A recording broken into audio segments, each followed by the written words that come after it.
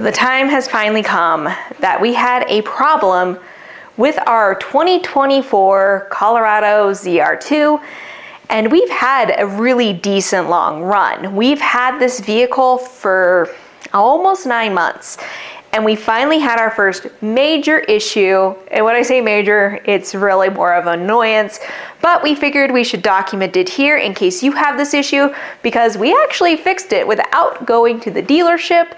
And so we're gonna share with you what happened with our radio.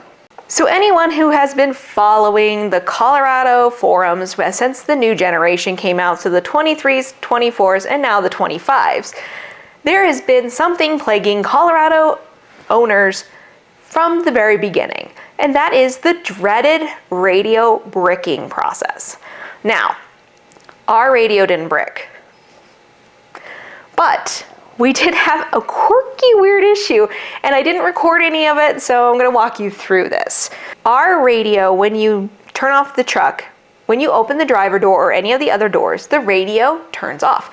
This is a normal feature you have on most vehicles, is when you get out of the vehicle, the radio turns off.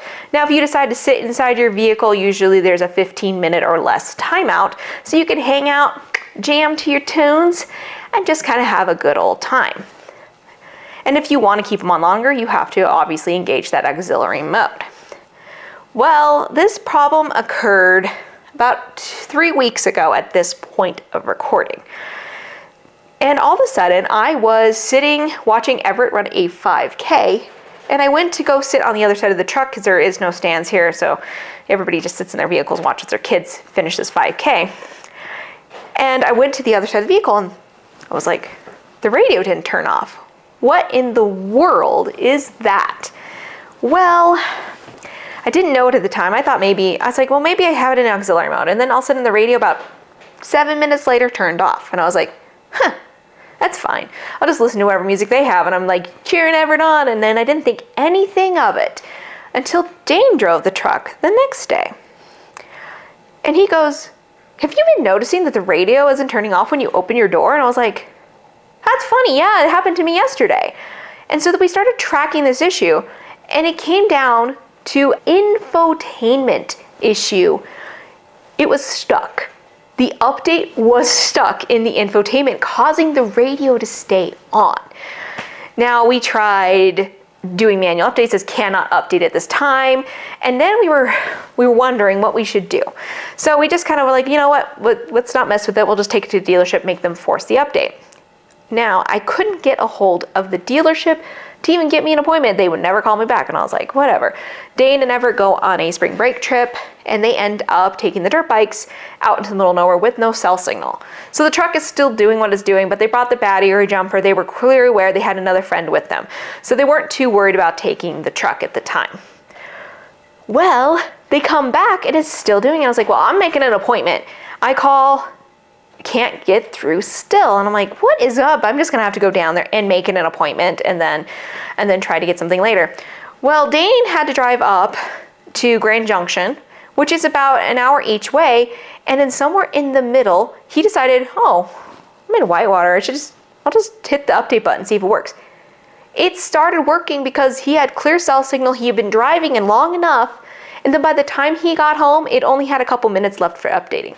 So if you're stuck, like we were, you're gonna wanna have a long drive planned with great cell signal because the truck will eventually unstuck itself. It'll get unstuck. The truck will get unstuck. You won't have to remove the battery terminal or take it to the dealership. You just need to trust the process, I guess. I don't know if it's trusting the process or we just got lucky. But if you have similar issue, go for a drive, make sure the truck has great signal, check your cell phone for signal and kind of do a double check there. And then when you come to a stop somewhere, just hit update and it'll start doing it. Yes, it did take it a while for it to initiate and get all of those packages, whatever it was doing done, but now it's fine. So did we just get lucky? But it seems like it's a problem on a lot of these mid-sized trucks. I've heard some horror stories of the new Tacomas having the same issues, so I think any over-the-air updates are prone of getting stuck. Our 2023 Subaru had over-the-air updates occasionally, and they would take forever, so I would just leave the car outside in good signal. Our garage here tends to not let signal through. Like if we have Sirius XM on, it will not play in this garage. If you have a garage like us, I recommend putting it outside for a little bit while it finishes its update. So that's the only real issue we've had on the Chevy so far. I thought it was worth documenting in case any of you have experienced this issue and don't want to disconnect your battery, that you might just need to trust the process for a little bit and make sure to get the truck on a long drive. That's probably my only suggestion, but if you guys have other solutions that weren't going for a long drive or dealership or disconnecting your battery, please put those down below in the comments to help other people out. If we have any other issues, we will cover them here soon, but right now, that's the only issue Grizzly's had. He's been purring like a kitten, or a grizzly bear, as it may be.